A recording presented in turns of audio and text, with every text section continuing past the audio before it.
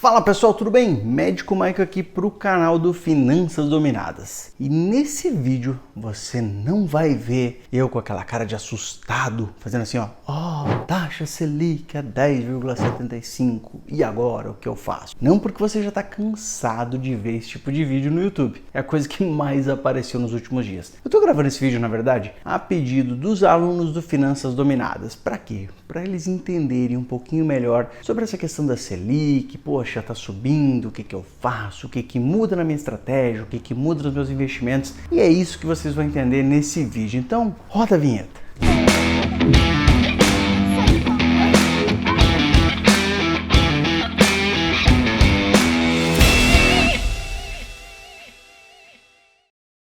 E pessoal, já vou pedir para você que já me conhece, que já aproveita o conteúdo do canal e já sabe que vai vir um conteúdo de valor, para que já dê o joinha. Se você ainda não me conhece, é a primeira vez que você está caindo nesse vídeo, não me dá joinha agora não, espera. Escuta o que eu tenho para te falar e se você achar que realmente valeu a pena, aí sim, aí você me dá joia, você se inscreve no canal, comenta aí, faz o que você quiser, mas por enquanto, espera e me ouve. Bom, vamos lá. Taxa Selic. Puxa, só o que se fala agora, né? Então, poxa, a taxa Selic foi a 10,75% ao ano. O que isso quer dizer? Cara, basicamente, tá? Primeiro de tudo, aquela cara de surpresa não precisa ter porque todo mundo já sabia. Isso já é muito conhecido, o mercado já estava precificando, o mercado já sabia que a taxa Selic ia subir. A taxa Selic no começo do ano de 2021, na verdade, ali até acho que em março, se eu não me engano, ela estava em 2%. E veja só, hoje, 2022, nós estamos em fevereiro, ela está em 10,75%. Isso é uma diferença absurda. Mas antes de mais nada, o que é a taxa Selic? Eu vou fazer esse vídeo para que ele fique o mais simples possível, o mais básico possível para você entender, sem mimimi, sem enrolação, sem linguajar de mercado financeiro difícil, nada disso. Eu quero que você entenda o que isso significa e o que isso impacta nos seus investimentos e na sua forma de enxergar a economia, beleza? Então, dito isso, vamos lá. A taxa Selic, basicamente, é a taxa básica de juros do país, né, do Brasil. Tá bom, Michael, não falou nada. Falou isso e eu acabei que não entendo nada. Vamos lá.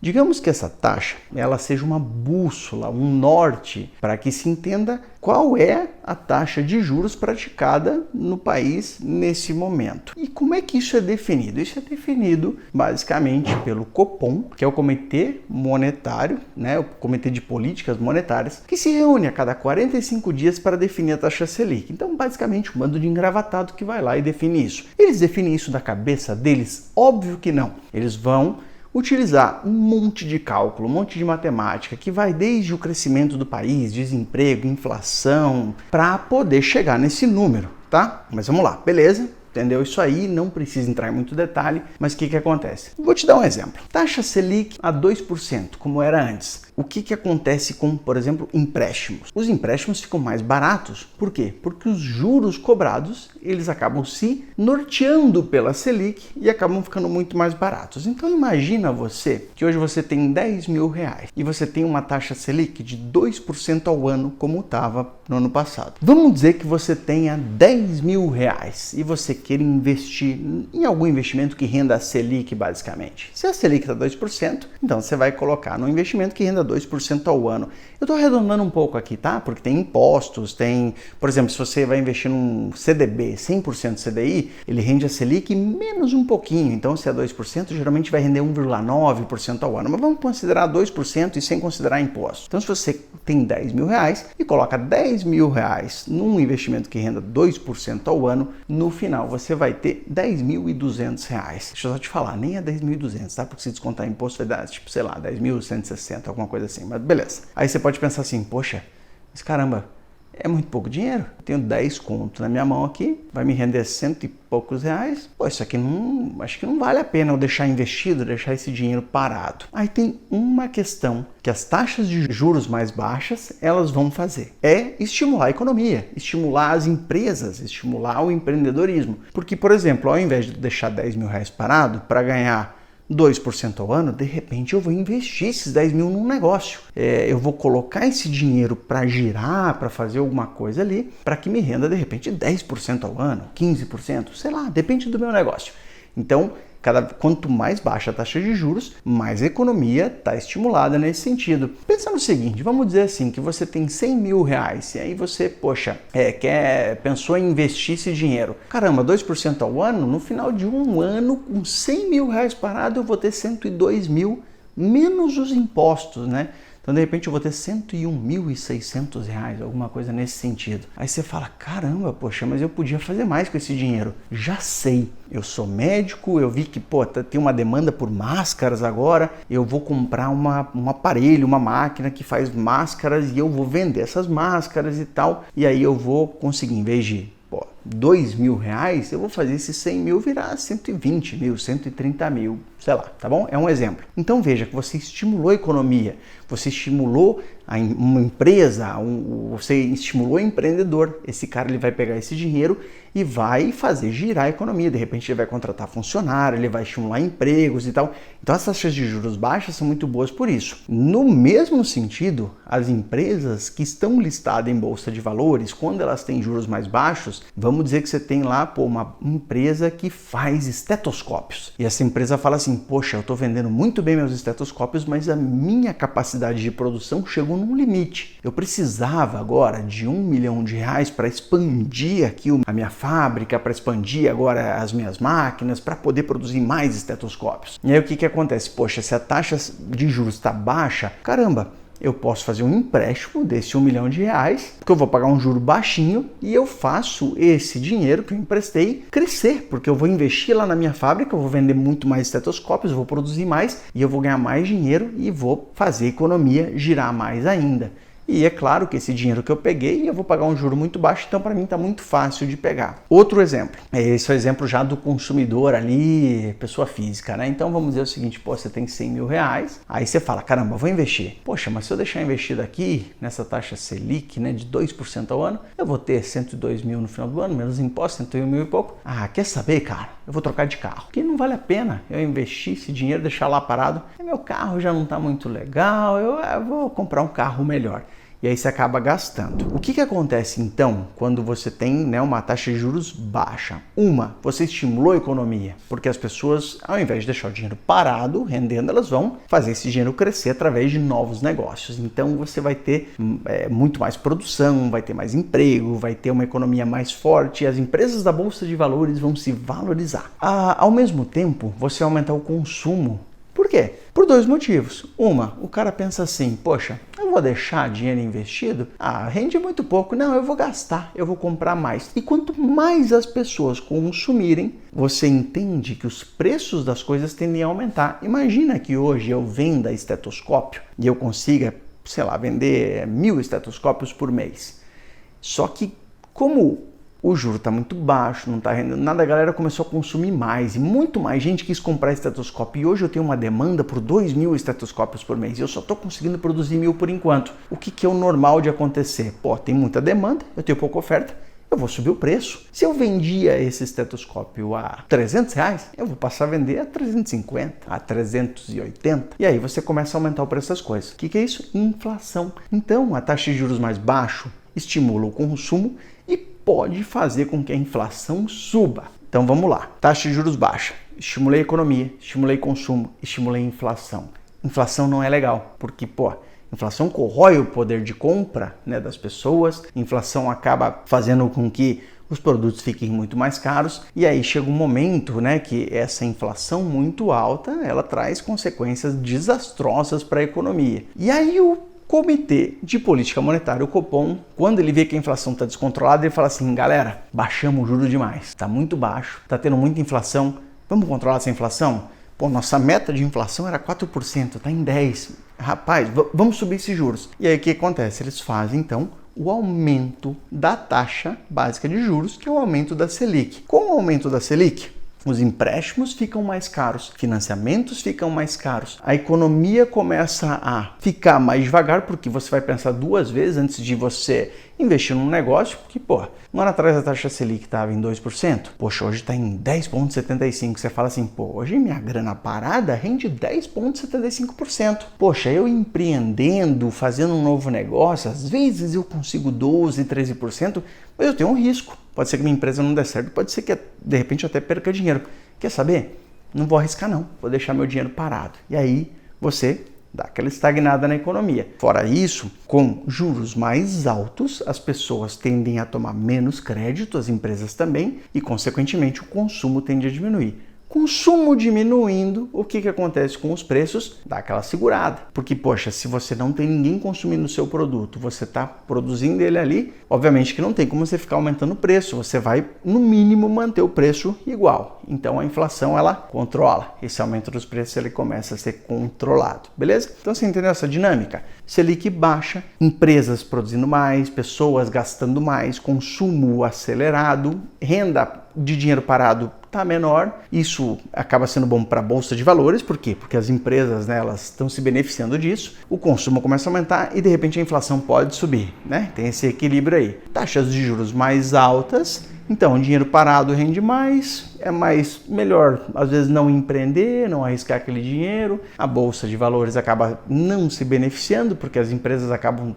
se precisar pegar dinheiro emprestado, né, precisar de um financiamento para ampliar a empresa, vai sair mais caro, as pessoas consomem menos, pegam menos empréstimos e aí acaba que a inflação diminui. Beleza, cara? Passei todo esse tempo para te ensinar esse conceito aqui. Mas aí o que é importante? Que as pessoas ficam perguntando, Mike, o que muda nos meus investimentos a partir de agora que eu tenho uma taxa Selic mais alta? No geral, eu vou ser bem sincero para você. Lá no Finanças Dominadas eu te ensino a fazer um plano de investimentos para longo prazo, onde você sempre vai definir seus objetivos e você sempre vai olhar, na hora que você for investir, qual daqueles objetivos que você tem está mais para trás na sua carteira. Digamos que você, eu vou dar um exemplo bem simples, vou dividir em dois aqui só, tá? Digamos que você queira ter 50% renda fixa, 50% renda variável. Por acaso, se a renda variável ela caiu, a bolsa caiu, as ações despencaram de preço e tal, e aí nesse mês você, em vez de 50 e 50, você de repente baixou para 40 as ações porque elas caíram, e agora você tem 60% de renda fixa e 40% de ações, você vai pegar seu novo aporte e vai comprar ações. Por quê? Para tentar voltar para aquele 50%. Indiretamente, você está comprando ações mais baratas porque estão naquele momento de queda, tá? Isso se chama rebalanceamento de carteira.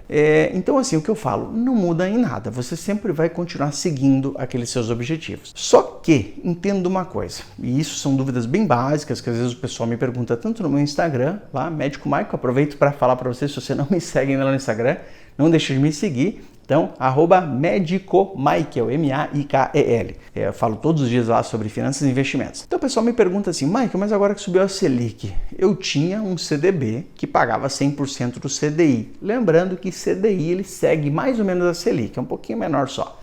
Mas eu investi lá atrás e agora subiu a Selic. O que aconteceu com esse meu CDB? Se o seu CDB paga 100% da Selic, ele é um CDB pós-fixado, ou seja, ele está seguindo essa taxa de juros. Se a Selic subir, consequentemente o rendimento do seu CDB, a partir do momento que a Selic subiu, ele sobe junto. Então não tem problema nenhum. E muita gente me perguntou, mas se eu investir antes de subir, não importa. Ele vai ser agora, a partir de hoje, começar a render exatamente o que está rendendo ali o CDI atual que segue essa Selic. Mas se eu investir só agora, igual, você vai pegar essa taxa Selic. Agora, se você, por exemplo, pegou um CDB ou um tesouro direto pré-fixado em vez de pós-fixado, o que é pré-fixado? É uma taxa fixa, tá? E geralmente eu falo para os meus alunos para tomar muito cuidado com o pré-fixado. Em alguns momentos pode existir uma oportunidade de um pré-fixado, mas você tem que saber o que você está fazendo. Essa parte mais complicada eu vou deixar para os meus alunos lá do Finanças Dominadas, tá? Mas aqui eu não vou entrar muito em detalhes aqui, porque realmente assim, se você não sabe o que você está fazendo, é melhor ficar um pouco longe de pré-fixado. Mas basicamente o que acontece? Pré-fixado é aquela taxa X e vai te pagar aquilo prometido e acabou. Imagina o pessoal que estava lá há um ano atrás com uma taxa Selic de 2% ao ano e comprou um título pré-fixado que te prometia pagar 7% ao ano. O cara falou assim, arrebentei, taxa de juros de 2%? Caramba, peguei um investimento que me paga 7%. Esse investimento vai vencer daqui 5 anos. Nossa, eu sou esperto demais. Eu sou o cara, eu sou o gênio das finanças, eu sou o escolhido do universo. Imagina hoje esse cara olhando uma taxa básica de juros de 10,75 enquanto o título dele rende 7% ao ano. É de chorar. Por isso que o pré-fixado tem esse risco. E aí você pensa, inflação nos últimos 12 meses foi mais de 10%. Então, se você for pensar, você está perdendo dinheiro com pré-fixado a 7%, porque a inflação está acima dele, tá? E nos títulos do Tesouro Direto existe ainda aquela questão da marcação a mercado. Porque você imagina o seguinte, sempre que você compra um título pré-fixado no Tesouro Direto, ao final do período, né, que é o vencimento dele, ele vai valer R$1.000. Então, digamos que você comprou ele por, sei lá, R$500 para vencer daqui X anos, 10 anos, e lá daqui 10 anos ele vai valer 1.000. Tá? É um exemplo que eu estou dando. Só que quando você comprou numa taxa de 7% ao ano, tá? E hoje já tem pré-fixado, de repente, vendendo uma taxa de 12% ao ano, 11% ao ano. O que vai acontecer com o valor do seu título? Ele vai cair. Porque imagina se você quiser vender esse título hoje. Cara, ninguém vai comprar por aquele preço que você comprou, porque hoje tem títulos sendo vendidos a uma rentabilidade muito maior. Então, isso é a marcação ao mercado do pré-fixado e você tem que tomar muito cuidado com isso. Mas, bom, vamos lá então. Pré-fixado, então, cuidado, você tem que saber o que está fazendo. Geralmente, se você não souber, caia fora. No pós-fixado, o que vai acontecer? Ele vai acompanhar a taxa Selic, beleza. Ah, Michael, mas vamos lá. Eu quero saber agora quanto é que eu vou ganhar com a taxa Selic nesse momento, né? Ou se eu investir em algum ativo que ele acompanha a Selic. Você vai ganhar aquilo que ele está te prometendo em relação à Selic. Então você vai ver que eventualmente vai ter ali um CDB que paga, por exemplo, 100% do CDI. CDI é igual a Selic menos um valorzinho ali. Então a Selic está em 10,75, o CDI está valendo 10,65. Então basicamente 100% CDI, 10,65 ao ano. Lembrando que você vai ter o imposto sobre a renda fixa, sobre o rendimento, tá? E esse imposto ele é regressivo, né? Então conforme vai passando, quanto mais tempo você deixar investido, menor vai ser esse imposto. Então é isso.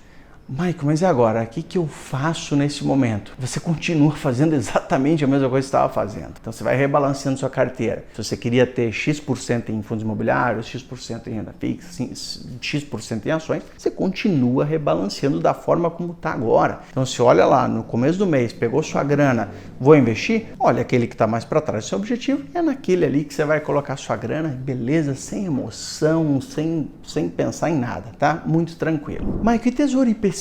Como é que ele é impactado? Olha só, o Tesouro IPCA, o que acontece? Ele acompanha, né, o IPCA, que é a inflação, já falei disso em outros vídeos, mais uma taxa X, né, que ele vai te garantir lá até aquele vencimento. A taxa Selic atual, ela não impacta tanto no Tesouro IPCA, tá? Por quê? Porque ela já está precificada, isso é uma coisa que já aconteceu. O que mais impacta nas taxas do Tesouro IPCA é a curva de juros futuros, é aquilo que, assim, que os economistas, a economia, o mercado, ela entende que serão as taxas lá na frente. Então, quanto mais altas as taxas lá na frente, maior a taxa que o Tesouro IPCA vai te pagar. E aí, quando o pessoal fala de investir em Tesouro IPCA, eu particularmente gosto. Atualmente tenho colocado pouco em Tesouro IPCA. Por quê? Porque eu acredito que, pelo menos para o meu objetivo, para a minha carteira, existem ativos hoje que são melhores, na minha opinião. Isso é para mim, tá? Isso é muito pessoal meu. Eu já investi muito em Tesouro IPCA.